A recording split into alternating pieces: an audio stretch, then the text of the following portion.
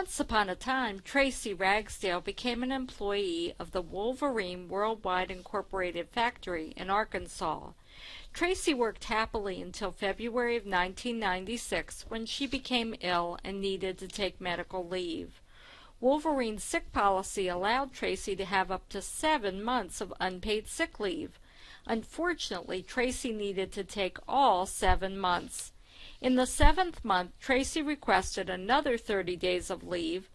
Wolverine denied Tracy's request and terminated her employment since she had exhausted the allowed 7 months of leave.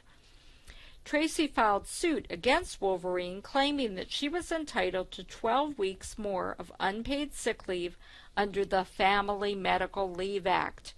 Wolverine had failed to designate any of Tracy's leave as family medical leave during the entire 7 months that Tracy was off.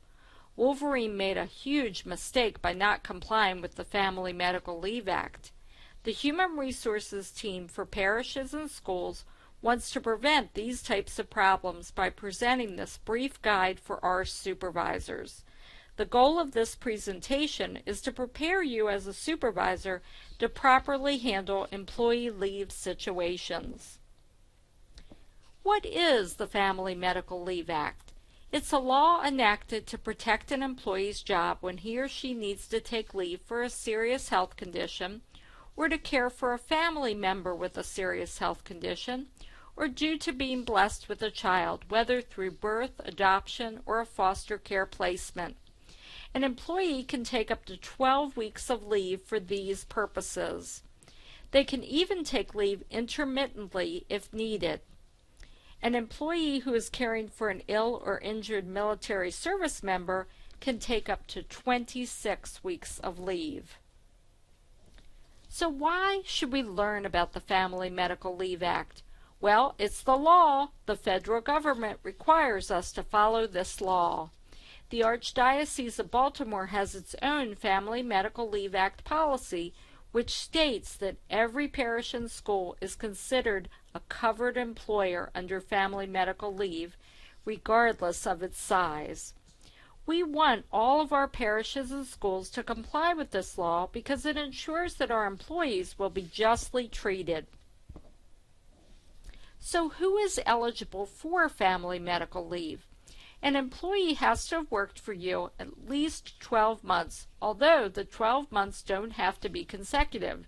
The employee has to have worked at least 1,250 hours in the 12 months preceding the leave. So, for example, if you have a long-term substitute teacher working several months at a school, and when the assignment ends, leaves, but returns the next school year and is hired as a regular employee, the prior long-term sub experience can be counted so that employee could reach the 12-month mark even with the break in service. When can an employee take family medical leave? If an employee is eligible, an absence over 3 days can start the family medical leave clock ticking. If an employee informs you he or she needs to take a leave, whether it's for his or her own health condition, to care for a family member's health condition, or due to being blessed with a child, you'll want to start the family medical leave discussion. Let your employee know that you'll need information from a doctor to verify the need for the leave. Inform your employee that the leave will be calculated on a rolling 12-month calendar basis. In other words, if an employee takes a leave beginning on December 1, 2014, and takes 12 weeks of consecutive leave, that employee won't be eligible for family medical leave again until December 1, 2015. So the calendar starts at the time that the leave starts and rolls right along with the leave. So what information should be shared with an employee taking leave? First, you want to make sure the employee is eligible for family medical leave. If the employee is a regular employee working 40 hours a week and has worked for you for over a year, that employee is probably going to be eligible for family medical leave. To make sure that the employee is eligible, please contact Human Resources.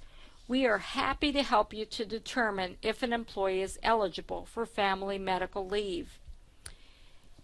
Supervisors should also check an employee's sick leave balance when they're taking family medical leave. Even though family medical leave by law is unpaid leave, the Archdiocese requires that sick leave be paid to employees while on family medical leave. If an employee is taking leave to care for a family member, that employee may also be eligible to be paid his or her sick leave. This is according to a Maryland law called the Flexible Leave Act. Module 3 describes the Flexible Leave Act in detail. If an employee's sick leave is exhausted while that employee is on family medical leave, the employee can apply for short-term disability benefits through Cigna, and if approved for those benefits, can receive 60% of their normal pay.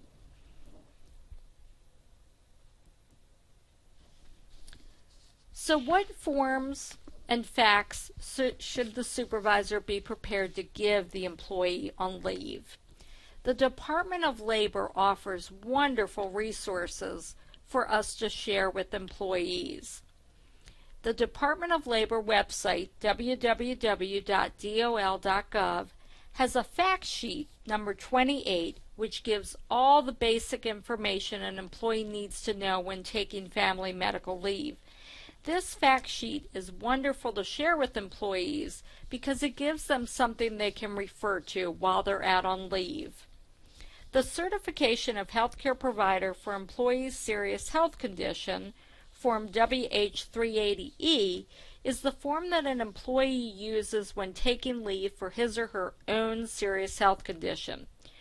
Certification of Healthcare Provider for Family Members' Serious Health Condition, WH-380F, is the form an employee takes to the family member's doctor to complete when they're caring for a family member with a serious health condition.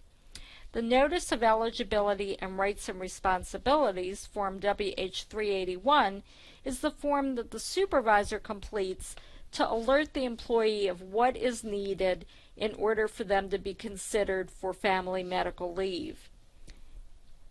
The Designation Notice, WH-382, is the official form that tells the employee that the leave is either covered by family medical leave or not covered by family medical leave. Form WH-382 should not be given to an employee until the certification form 380E or 380F has been received back, indicating the reason for the leave and indicating that the leave has been authorized by a doctor. The fact sheets and forms for family medical leave are all located on the Department of Labor website. If you don't wish to visit the website, please call Human Resources. We're happy to send you the forms and to walk you through how to complete them. So what happens once family medical leave starts?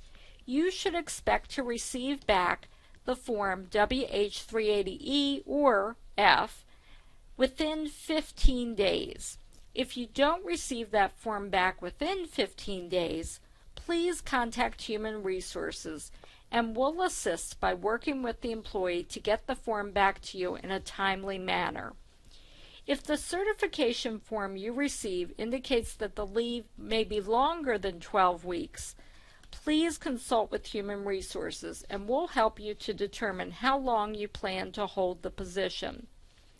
An employee who is out for his or her own medical reason cannot return to work without a medical release from his or her doctor. So please don't have any employees return to work without a medical release. It protects not only the employee, but also the parish or school. So where should family medical leave documents be stored? Family medical leave forms should be kept in a separate file, not in the personnel file.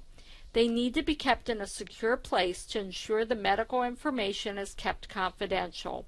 Attendance records related to family medical leave should be kept in a secure place, but should be handy so the tracking of the leave can be done easily and consistently. For more information, please review Module 2 for detailed instructions on how to complete the Family Medical Leave forms, or Module 3 to get more information about the Flexible Leave Act. Please contact your Employee Relations Manager for any assistance related to family medical leave. Molly Fern supports the Newman Vicariate, and Regina McCurdy supports the Seton Vicariate. Thank you for listening. We hope this has been helpful.